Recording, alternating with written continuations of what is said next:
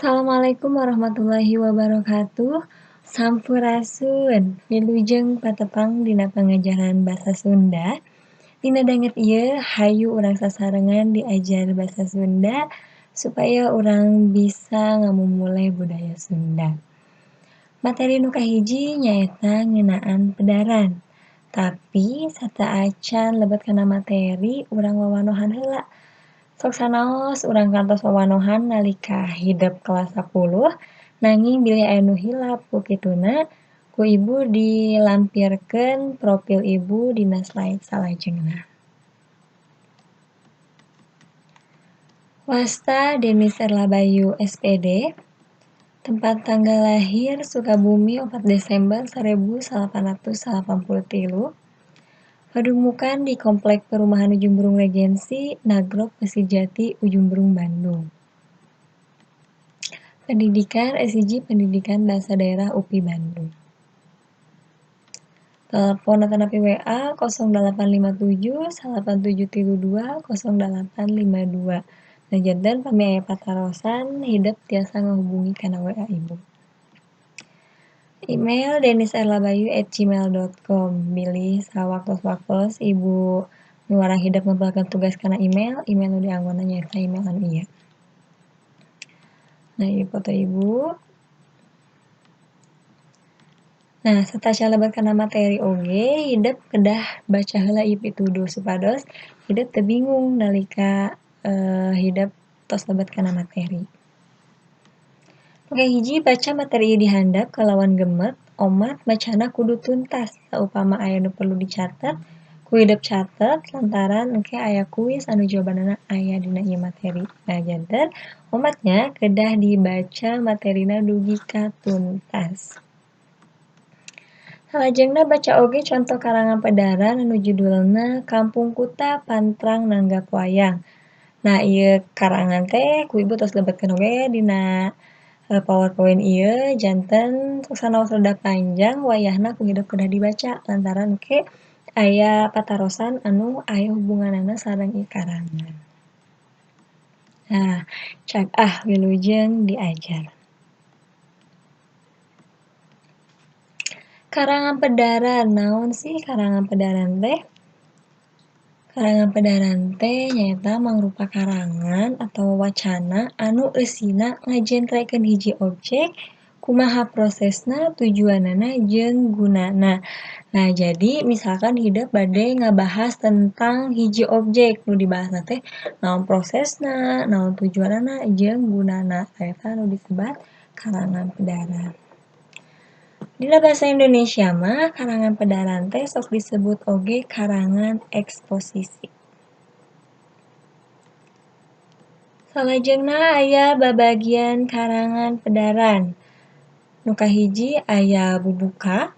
Dina bubuka teh nu dipedarna nyaeta keterangan ngeunaan eusi karangan pedaran ya. Jadi pengantar heula nya, keteranganana heula pengantar heula eta disimpenna dina paragraf bubuka. Salajengna aya eusi. Eusi mangrupa inti naon-naon nu dicaritakeun atawa dipedar ngeunaan hiji jejer atanapi topik. Nah, jadi intina hidep bade ngabahas naon sih? Nah, eta disimpen dina paragraf eusi. Salajengna aya panutup. Dina panutup mangrupa bagian karangan anu nyindekkeun atawa nyimpulkeun isi karangan. Jadi, kesimpulan atau kacindekanana ku hidep disimpen dina paragraf panutup. Nah, salajengna aya teknik nu dipake dina nulis karangan pedaran. Jadi, pami hidep bade nulis karangan pedaran, hidep tiasa ngagunakeun salah sawios dina teknik anu bakal dipedari di handap. Nu kahiji aya teknik identifikasi. Nyaeta ngajentrekeun hiji perkara ku cara neangan jeung medar ciri-cirina eta perkara atawa barang. Nah, jadi lamun hidep bade ngagunakeun ieu teknik mah hidep kedah milarian heula cirina. Misalkeun naon wae sih ciri-ciri batik khas Indonesia teh. Nah, kayak ku hidep dibahas. Nah, itu berarti hidep ngagunakeun teknik identifikasi dina nulis karangan pedaran. Salajengna nu kadua aya teknik klasifikasi. Teknik klasifikasi nyaeta ngagenrekeun hiji perkara ku cara neangan jeung nyieun papasingan eta perkara atau barang.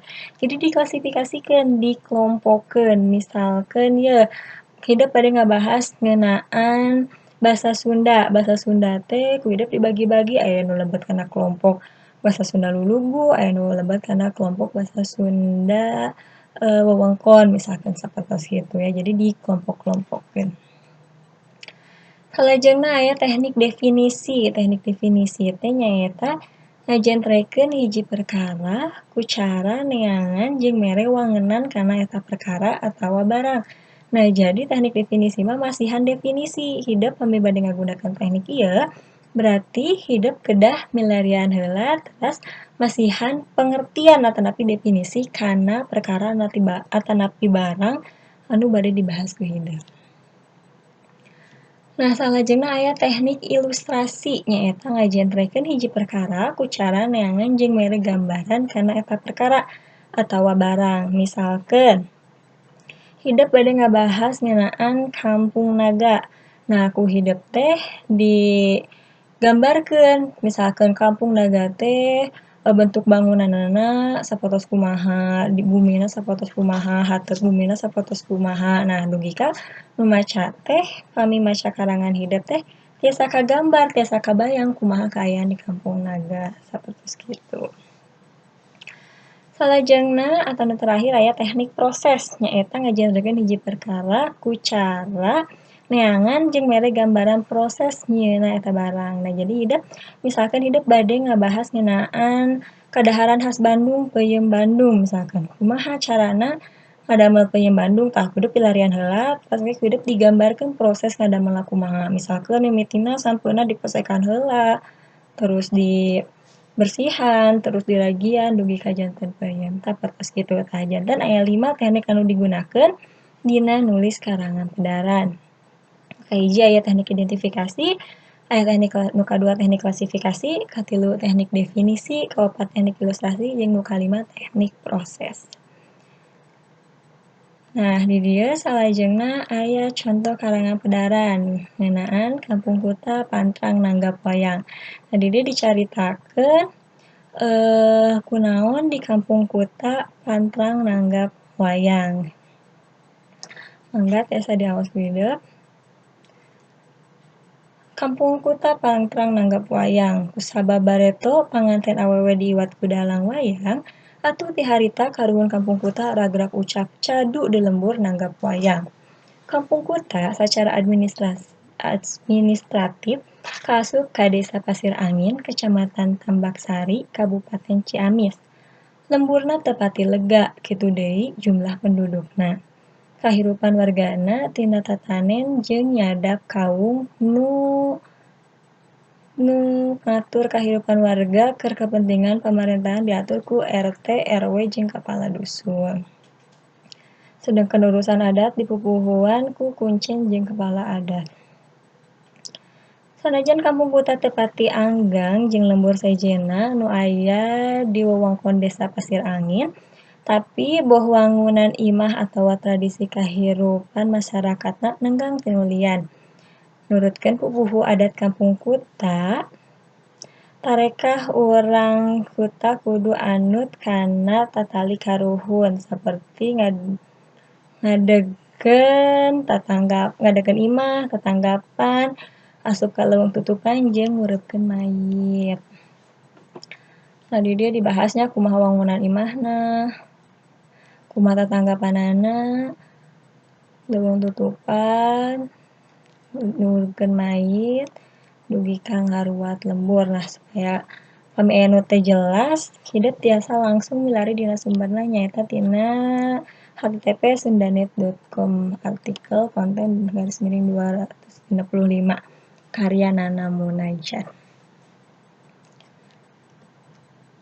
Mung sakitu panginten anu tiasa didugikeun ku Ibu dina danget ayeuna. Hatur nuhun kana perhatosanana. Tong hilap kerjakeun kuisna. Tetap jaga kesehatan, tetap belajar di rumah. Wassalamualaikum warahmatullahi wabarakatuh.